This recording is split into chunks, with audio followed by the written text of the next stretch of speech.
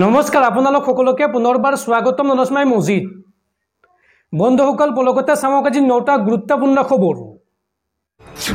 প্ৰথমটো খবৰ, আধাৰ কাৰ্ডক লৈ ৰাজ্যত আহি গ'ল নতুন নিয়ম। এনআৰচিত আবেদন নকৰা লোকে নাপাব আধাৰ কাৰ্ড। কৰ্তন কৰা হ'ব ৰাজ্যৰ লাখ লাখ লোকৰ আধাৰ কাৰ্ড। আধাৰ কাৰ্ডক লৈ মুখ্যমন্ত্ৰী হিমন্ত বিশ্ব শৰ্মাৰ ডাঙৰ ঘোষণা। আধাৰ কাৰ্ডক লৈ ৰাজ্যত আহি গ'ল নতুন নিয়ম। এনআৰচিত আবেদন নকৰা লোকে নাপাব আধাৰ কাৰ্ড। আধাৰ কাৰ্ডক লৈ কঠোৰ হৈছে ৰাজ্য চৰকাৰ। এতিয়াৰ পৰা সকলো লোকে কৰিব নোৱাৰিব আধাৰ কাৰ্ডৰ বাবে আবেদন। প্ৰাপ্তবয়স্ক লোকৰ নতুন আবেদনৰ বাবে জটিল হ'ব প্ৰক্ৰিয়া। ধুবুৰী, বৰপেটা, নগাঁও, মৰিগাঁও জনসংখ্যাতকৈ বেছি আছে আধাৰ কাৰ্ডৰ সংখ্যা। সন্দেহযুক্ত লোকেও আধাৰ কাৰ্ড লৈছে এইসমূহ জিলাত। আধাৰ কাৰ্ডক লৈ মুখ্যমন্ত্ৰী হিমন্ত বিশ্ব শৰ্মাৰ এই বিস্ফোৰক মন্তব্য। কোনো বিদেশীয়ে যাতে আধাৰ কাৰ্ড নাপায় তাৰ ব্যৱস্থা কৰিব চৰকাৰে। বৰপেটাত 103%, ধুবুৰীত 103.48% লোকৰ আছে আধাৰ কাৰ্ড। মৰিগাঁৱত 101.74%, নগাঁৱত 100.68% আধাৰ কাৰ্ড থকাৰ তথ্য পাইছে অসম চৰকাৰে। কোনে আধাৰ কাৰ্ড পাব আৰু কোনে নাপাব এতিয়াৰ পৰা নিৰ্ধাৰণ কৰিব পাৰিব ৰাজ্য চৰকাৰে।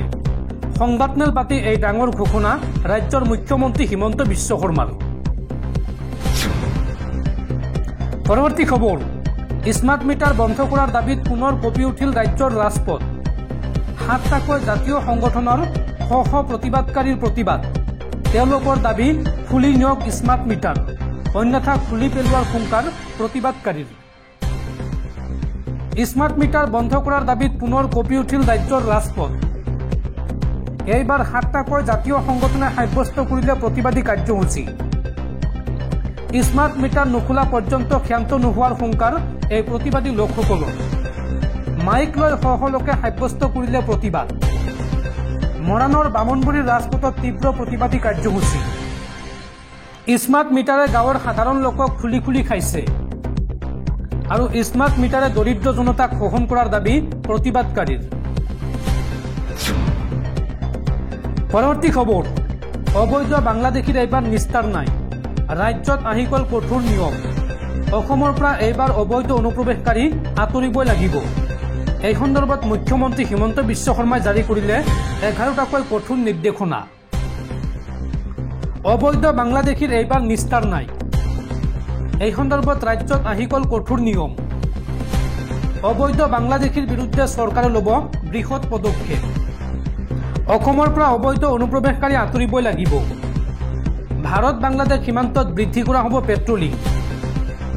24 ঘণ্টাই বৰ্ডাৰ আউটপোষ্টে কৰিব তদাৰক। বৰ্ডাৰ ছিকিউৰিটি এজেন্সিৰ সৈতে সঘনে বৈঠকত মিলিত হ'ব ডিজিপি, ডিজি আৰু BSF। অবৈধ অনুপ্ৰৱেশকাৰী প্ৰৱেশ কৰা পথসমূহ নিৰীক্ষণত ৰখা হ'ব। বৃদ্ধি কৰা হ'ব তদাৰক ব্যৱস্থা। অনুপ্ৰৱেশকাৰীৰ বিৰুদ্ধে গঢ়ি তোলা হ'ব সজাগতামূলক ব্যৱস্থা। অনুপ্ৰৱেশকাৰী ধৰা পৰিলেই লোৱা হ'ব কঠোৰ আইনী ব্যৱস্থা। আৰু বিদেশী ন্যায়াধীকৰণলৈ প্ৰেৰণ কৰা হ'ব। সীমান্ত জিলাত অতিৰিক্ত নিৰাপত্তাৰক্ষী নিয়োগ কৰা হ'ব। সীমান্তত থকা গাঁও পঞ্চায়ত, VDP আৰু ৰাজহ আদায় কৰা কৰ্মচাৰীক অধিক সক্ৰিয় কৰা হ'ব। অবৈধ লোকৰ উপস্থিতি পালেই জনাব লাগিব শীৰ্ষ কৰ্তৃপক্ষক। আৰু সন্দেহযুক্ত লোকৰ বায়োমেট্ৰিক আৰু আধাৰ কাৰ্ড পৰীক্ষা কৰা হ'ব।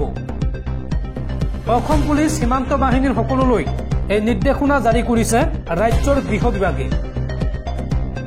আৰু প্ৰতি মাহে এই সন্দৰ্ভত তথ্য দাখিল কৰিব লাগিব গৃহ বিভাগক। দৰ্শকসকল, আৰু বহুতো গুৰুত্বপূৰ্ণ খবৰ আছে। তাৰ আগতে আপোনাক জনাওঁ যে যদি আপুনি এতিয়ালৈকে এইটো ভিডিঅ'ত লাইক কৰা নাই তেন্তে এতিয়াই ভিডিঅ'টোত লাইক কৰি দিয়ক। আৰু এনেকুৱা ধৰণৰ ভিডিঅ'সমূহ নিতৌ চাবলৈ চেনেলটো ছাবস্ক্ৰাইব কৰি কাষত থকা বেল আইকনটো প্ৰেছ কৰি ৰাখক। পৰৱৰ্তী খবৰ, আৰক্ষীক সন্মুখত বহুৱাই এইবাৰ ক্লাছ ল'লে মুখ্যমন্ত্ৰী হিমন্ত বিশ্ব শৰ্মাই। খাকী পোছাকধাৰী পুলিচক 14টাকৈ ৱাৰ্ণিং মুখ্যমন্ত্ৰী হিমন্ত বিশ্ব শৰ্মাৰ। ভুল কৰিলে শাস্তিৰ সন্মুখীন হ'ব লাগিব অসম আৰক্ষীৰ প্ৰতিগৰাকী বিষয়া কৰ্মচাৰী। আৰক্ষীক সন্মুখত বহুৱাই এইবাৰ ক্লাছ ল'লে মুখ্যমন্ত্ৰী হিমন্ত বিশ্ব শৰ্মাই। অসম আৰক্ষীৰ প্ৰতিগৰাকী বিষয়া জোৱানক সকিয়নি মুখ্যমন্ত্ৰী হিমন্ত বিশ্ব শৰ্মাৰ। খাকী পোছাকধাৰীক 14টাকৈ ৱাৰ্ণিং মুখ্যমন্ত্ৰী হিমন্ত বিশ্ব শৰ্মাৰ। কি ৱাৰ্ণিং দিছে অসম আৰক্ষীক, অসম আৰক্ষীয়ে কি কাম কৰিব পাৰিব, কি কাম কৰিব নোৱাৰিব চাওঁ আহক। ৰাইজৰ সৈতে কোনো আৰক্ষীয়ে বেয়া ব্যৱহাৰ কৰিব নোৱাৰিব। ৰাইজৰ কাম কৰিব নোৱাৰিলে অন্তত বেয়া ব্যৱহাৰ নকৰিব আৰক্ষীয়ে। পিতৃ মাতৃৰ গাত চেকা লগা কাম নকৰিব আৰক্ষীয়ে। আৰক্ষীয়ে ইউনিফৰ্ম পৰিধান কৰি মঞ্চত গীত পৰিৱেশন কৰিব নোৱাৰিব। বিহু ফাংচন দেখিলে মাইক টানি লৈ গান গাব নোৱাৰিব আৰক্ষীয়ে। এছপিৰ অনুমতি লৈহে ফাংচনত গান গাব পাৰিব। কিন্তু ইয়াৰ বাবে ইউনিফৰ্ম খুলি ধুতি পাঞ্জাবী পিন্ধিহে গান গাব পাৰিব। আৰু লগতে ফেচবুক ছ'চিয়েল মিডিয়া ব্যৱহাৰ কৰাটো আৰক্ষীৰ বাবে প্ৰয়োজন নাই বা প্ৰয়োজন নহয়। কোনো আৰক্ষীয়ে গীত পৰিৱেশন কৰিবলৈ হ'লে এছপিৰ অনুমতি লৈ ধুতি পাঞ্জাবী পিন্ধি গান গাব। আৰু পষ্টমৰ্টেম ৰিপৰ্টক লৈ হাৰাশাস্তি কৰিব নোৱাৰিব জনতাক। আৰু এই সন্দৰ্ভত আগন্তুক 7 দিনৰ ভিতৰত পষ্টমৰ্টেমক লৈ আহিব নতুন নিৰ্দেশনা। পষ্টমৰ্টেমৰ নামত মৃতদেহ পেলাই থব নোৱাৰিব আৰক্ষীয়ে। অপৰাধীৰ ক্ষেত্ৰত কঠোৰতকৈও কঠোৰ হওক অসম আৰক্ষী, কিন্তু সাধাৰণ জনতাৰ ক্ষেত্ৰত নৰম হ'ব লাগিব আৰক্ষী। আৰু বয়োজ্যেষ্ঠক দেখিলে সন্মান কৰিবলৈ শিকক আৰক্ষীয়ে। অসম আৰক্ষীৰ কেইবাজনো বিষয়াক সন্মুখত বহুৱাই এইদৰে কঠোৰ নিৰ্দেশনা জাৰি কৰিলে মুখ্যমন্ত্ৰী হিমন্ত বিশ্ব শৰ্মাই। পৰৱৰ্তী খবৰ, ট্ৰেডিং স্কেমে জোকাৰিছে ৰাজ্য। আৰু ডিব্ৰুগড়ৰ মহাপ্ৰবঞ্চক বিশাল ফুকনৰ গোচৰৰ তদন্ত কৰিব এইবাৰ CIDয়ে। এই সন্দৰ্ভত CIDয়ে গঠন কৰিব স্পেচিয়েল ইনভেষ্টিগেশ্যন টীম, চমুকৈ SIT। এই ঘোষণা অসম আৰক্ষী DGP GP সিঙৰ। আৰু এই SITয়ে আগন্তুক 15 দিনৰ ভিতৰত দাখিল কৰিব অগ্ৰগতিৰ প্ৰতিবেদন। আজিৰ দিনটোত এই ডাঙৰ ঘোষণা কৰিছে DGP GP সিঙে। পৰৱৰ্তী খবৰ, সলনি নহয় অসম প্ৰদেশ কংগ্ৰেছ কমিটিৰ সভাপতি। ভূপেন বৰাই হৈ থাকিব প্ৰদেশ কংগ্ৰেছৰ সভাপতি। ভূপেন বৰাই প্ৰদেশ কংগ্ৰেছৰ বাবে ভালকৈ কাম কৰি আছে। সভাপতি সলনি সন্দৰ্ভত APCCৰ তত্ত্বাৱধায়ক জিতেন্দ্ৰ সিঙৰ এই মন্তব্য। উল্লেখযোগ্য যে এগৰাকী সাংসদৰ নেতৃত্বত সভাপতি সলনিক লৈ চলিছিল কুচকাৱাজ। আৰু এই বিষয়টোক একেমুখে অস্বীকাৰ AICCৰ সাধাৰণ সম্পাদক জিতেন্দ্ৰ সিঙৰ। পৰৱৰ্তী খবৰ, মহাপ্ৰবঞ্চক বিশাল ফুকনৰ পাতি লোৱা বায়েক তথা কৰিঅগ্ৰাফাৰ চুমি বৰা সন্দৰ্ভত এইবাৰ মুখ খুলিছে মুখ্যমন্ত্ৰী হিমন্ত বিশ্ব শৰ্মাই।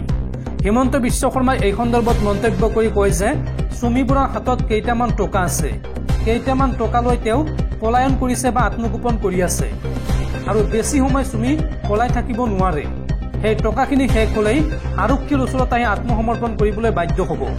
মুখ্যমন্ত্ৰীয়ে লগতে ক'লে যে দেশ এৰি পলাই যাব নোৱাৰে চুমি। আৰু সমগ্ৰ ঘটনাৰ তদন্ত কৰিব ED আৰু আয়কৰ বিভাগে। এই মন্তব্য ৰাজ্যৰ মুখ্যমন্ত্ৰী হিমন্ত বিশ্ব শৰ্মাৰ। চুমি বৰা সন্দৰ্ভত এইবাৰ বিস্ফোৰক মন্তব্য কৰিছে ৰাজ্যৰ মুখ্যমন্ত্ৰীয়ে। মুখ্যমন্ত্ৰী হিমন্ত বিশ্ব শৰ্মাই মন্তব্য কৰি কয় যে দেশৰ বাহিৰত যাব নোৱাৰে চুমি বৰা। চুমি বৰাৰ লগত কিছু টকা আছে আৰু সেই টকা লৈয়ে আত্মগোপন কৰি আছে চুমি বৰাই। এই টকাখিনি শেষ হ'লেই আৰক্ষীক যোগাযোগ কৰিব, নিজেই কৰিব আত্মসমৰ্পণ। চুমি বৰা অন্তৰ্ধান হ'ব নোৱাৰে। চুমি বৰা সন্দৰ্ভত মুখ্যমন্ত্ৰী হিমন্ত বিশ্ব শৰ্মাৰ এই বিস্ফোৰক মন্তব্য।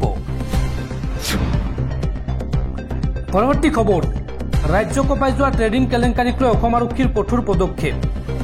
গোলাঘাটৰ OC জিতুমণি ডেকাক নিলম্বন অসম আৰক্ষীৰ। জিতুমণিয়ে চুমি বৰাক স্বামীসহ পলায়নত সহযোগ কৰাৰ অভিযোগ উত্থাপন হৈছে। আৰু লগতে চুমি বৰাৰ বিয়াত উপস্থিত আছিল এইগৰাকী OC জিতুমণি ডেকা। আৰু জিতুমণি ডেকাক ইতিমধ্যে নিলম্বন কৰিছে অসম আৰক্ষীৰ মুখ্য কাৰ্যালয়ে। আৰু লগতে অবৈধ বিত্তীয় লেনদেনত জড়িত থকাৰ অভিযোগত চাকৰিৰ পৰা বৰ্খাস্ত কৰা হৈছে CIDত কৰ্মৰত লেন্স নায়ক সৰোজ ডেকাক। সামাজিক মাধ্যমত এই ঘোষণা DGP GP সিঙৰ। পৰৱৰ্তী খবৰ পুনৰ উত্তপ্ত চুবুৰীয়া ৰাজ্য মণিপুৰ উগ্ৰপন্থীৰ ঘাটি ধ্বংস কৰাত ব্যস্ত আৰক্ষী তথা কেন্দ্ৰীয় বাহিনী আৰু দুই পক্ষৰ সংঘৰ্ষত 5 জনৰ মৃত্যু পুনৰ উত্তপ্ত মণিপুৰ ৰাজ্যখনত অব্যাহত আছে উগ্ৰপন্থীৰ আক্ৰমণৰ ঘটনা ড্ৰোন আক্ৰমণৰ সমান্তৰালকৈ ৰকেট আক্ৰমণো চলিছে এই পৰিস্থিতিৰ প্ৰতি লক্ষ্য ৰাখি শনিবাৰৰ পৰা মণিপুৰ আৰক্ষী আৰু কেন্দ্ৰীয় বাহিনীয়ে সম্ভাৱ্য উগ্ৰপন্থী শিবিৰৰ সন্ধানত কম্বিং অনুসন্ধান আৰম্ভ কৰিছে উগ্ৰপন্থীৰ 3টা বাংকাৰ ধ্বংস কৰা হৈছে এই অভিযানৰ মাজতে জিৰিবাম জিলাত দুটা গোটৰ মাজত হোৱা সংঘৰ্ষত কমেও 5 জন লোক নিহত হয় উল্লেখযোগ্য যে যোৱা 1 আৰু 2 ছেপ্টেম্বৰত টাংপকপি আৰু পশ্চিম ইম্ফল জিলাত বিস্ফোৰক ভৰ্তি ড্ৰোন আক্ৰমণত 2 জন লোক নিহত হৈছিল আৰু লগতে আহত হৈছিল 7 জন লোক মেইটে উদ্যোগিত এলেকাত সংঘটিত হৈছিল এই আক্ৰমণ আৰু মণিপুৰ চৰকাৰে দাবী কৰিছিল যে কুকি উগ্ৰপন্থীয়ে এই অপৰাধ সংঘটিত কৰিছে উল্লেখযোগ্য যে বিষ্ণুপুৰ জিলাৰ মৈৰাঙৰ ফিয়ংবাং লেইকাই অঞ্চলত শুকুৰবাৰে বিয়লি প্ৰাক্তন মুখ্যমন্ত্ৰী মাইৰেম্বম কাইৰেং সিঙৰ ঘৰৰ চৌহদত ৰকেট নিক্ষেপ কৰা হয় আৰু এই ঘটনাত ৰে ৰাবাই নামৰ এজন বৃদ্ধ স্থানীয় পুৰোহিতৰ মৃত্যু হয় লগতে আহত হৈছে আন কেইবাজনো লোক আৰু এই আক্ৰমণৰ পিছত মেইটেইসকলে দাবী কৰিছে যে কুকিয়ে এই আক্ৰমণ সংঘটিত কৰিছে কিন্তু কুকিসকলে দাবী কৰে যে মেইটেইসকল এই কাণ্ডৰ লগত জড়িত এনে পৰিস্থিতিত বিষ্ণুপুৰ আৰু চুৰাচানপুৰ অঞ্চলৰ বিভিন্ন অঞ্চলত শনিবাৰে পুৱাৰে পৰা তালাচী অভিযান আৰম্ভ হোৱাৰ লগে লগে বিতৰ্ক আৰম্ভ হয় কুকি সংগঠনসমূহে অভিযোগ উত্থাপন কৰিছে যে আৰক্ষী আৰু মেইটেই উগ্ৰপন্থীয়ে সংঘটিত অভিযান আৰম্ভ কৰি অঞ্চলটো দখল কৰাৰ বাবে চেষ্টা চলাইছে অৱশ্যে এই অভিযোগ অস্বীকাৰ কৰি মণিপুৰ আৰক্ষীয়ে এক বিবৃতিত কয় যে বিষ্ণুপুৰ জিলাৰ মুৱালচাং গাঁৱত দুটা বাংকাৰ আৰু চুৰাচানপুৰৰ লাইকা মুলচাও গাঁৱত এটা বাংকাৰ ধ্বংস কৰা হৈছে আৰক্ষীয়ে দাবী কৰে যে সেইবোৰ কুকি উগ্ৰপন্থীৰ ঘাটি পৰৱৰ্তী খবৰ প্ৰবঞ্চক বিশাল ফুকনক ডিব্ৰুগড়ৰ কেন্দ্ৰীয় কাৰাগাৰলৈ প্ৰেৰণ 3 দিনৰ আৰক্ষীৰ জিম্মাৰ অন্তত শনিবাৰে হাজিৰ কৰোৱা হৈছিল আদালতত আৰু আৰক্ষীয়ে পুনৰ জিম্মাত নিবিচাৰিলে বিশাল ফুকনক যাৰ বাবে ডিব্ৰুগড়ৰ কেন্দ্ৰীয় কাৰাগাৰলৈ নিক্ষেপ কৰা হৈছে বিশাল ফুকনক